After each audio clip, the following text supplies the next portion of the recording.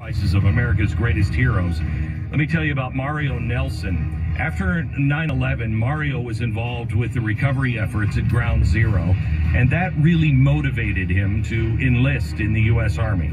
He was sent over to Iraq, where sadly he was killed in action. He was 26 years old. He had a wife and a young daughter back home. Well, Tunnel to Towers Foundation saw to it that they received a mortgage-free home right away.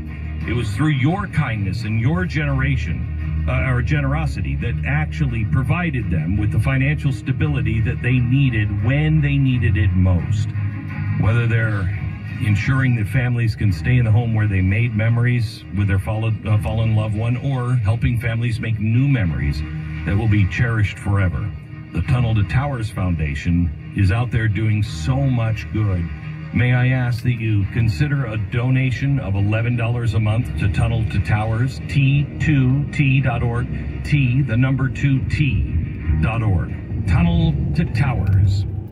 Okay, so what did we learn last night? I think we learned three really important things. One, Ron DeSantis is the model.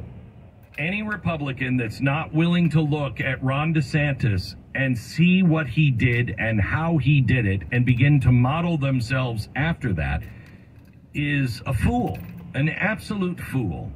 He is not angry.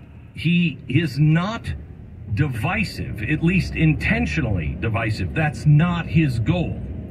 His goal is to be decisive, and decisive people are perceived sometimes as divisive because a lot of people don't want to make changes. It is time to make changes.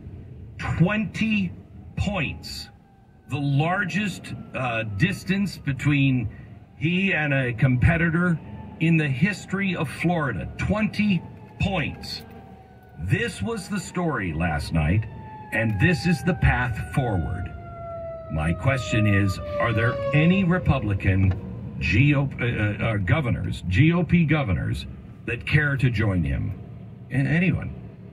Is anybody that is a governor watching last night going, you know what, damn it, I need to step up my game?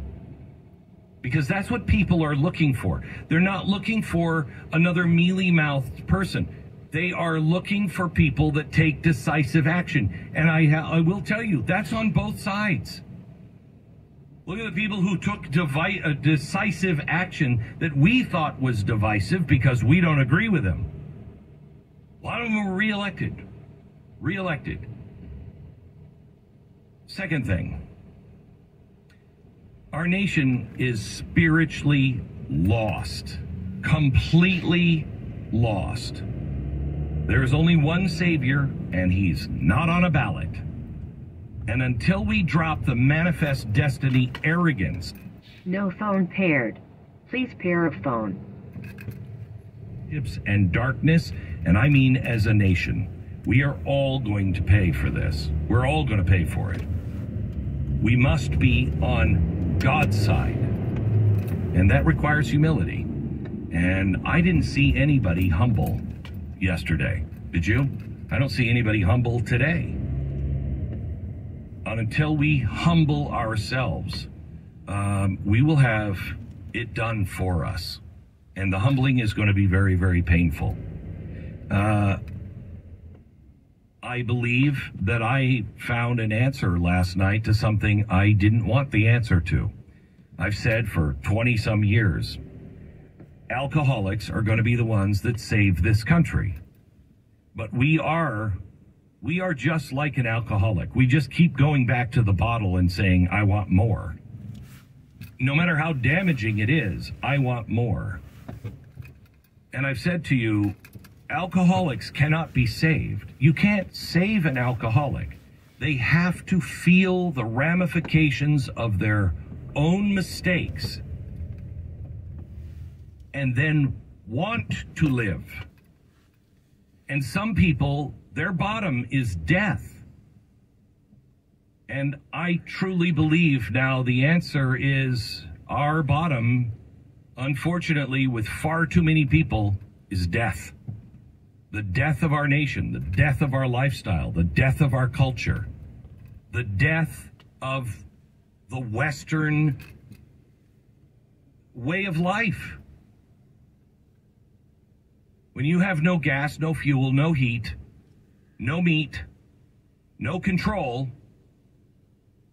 no wealth, don't own anything, that's the death of everything that you know. And maybe then you'll wake up. I don't know. Third thing is Mitch McConnell was and is wrong.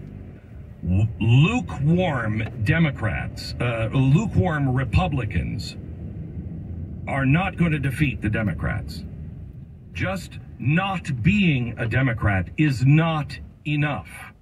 And Mitch McConnell should feel the ramifications of this loss. Mitt Romney said just last week, he tweeted that a red wave was coming, and it was all thanks to Mitch McConnell. Well, it turns out he was right.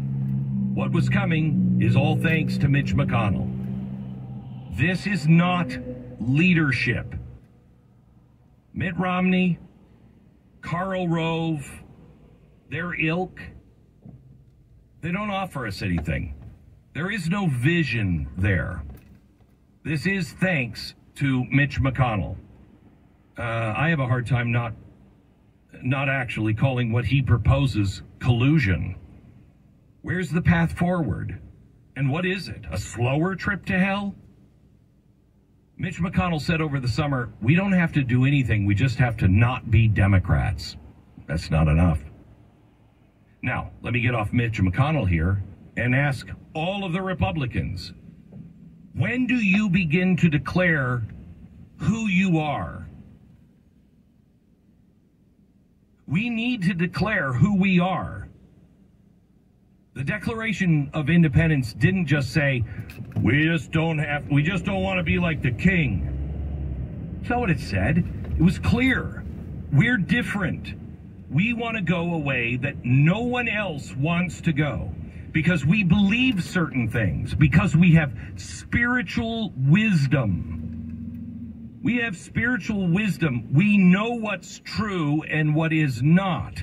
And with that spiritual wisdom applied, we see things that are self-evident that you don't. We don't need to indoctrinate our people. We don't need to stop speech. We don't need to put people in jail because they disagree. These things are obvious when you humble yourself enough to fight for his will and not our will. What do we have now that are self-evident truths? Seriously, what do we have? There's a portion of the Democrats that will mouth the words, oh, all men are created equal, but they don't really live it. They don't believe it. They're just as likely to, put somebody in, for revenge purposes or whatever. They're just as likely to violate the Constitution as anybody on the left. And the left they're experts at that.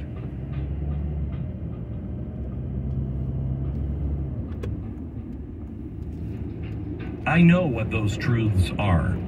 I don't think I know. I know. Because I know who I am, and I know who God is. And God is a God of the individual. The plan of darkness, the plan of Satan, if you will, is the plan of collectivism. No individual salvation. No individual choices. We will not allow you to fail. We will not allow you to feel the consequence of anything because we'll tell you what to do.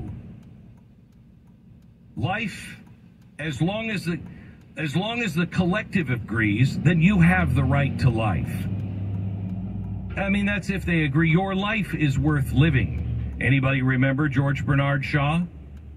We should just line people up and ask them, justify your life. Collectivism believes liberty as long as you believe, think, speak, and do what the collective tells you is part of liberty.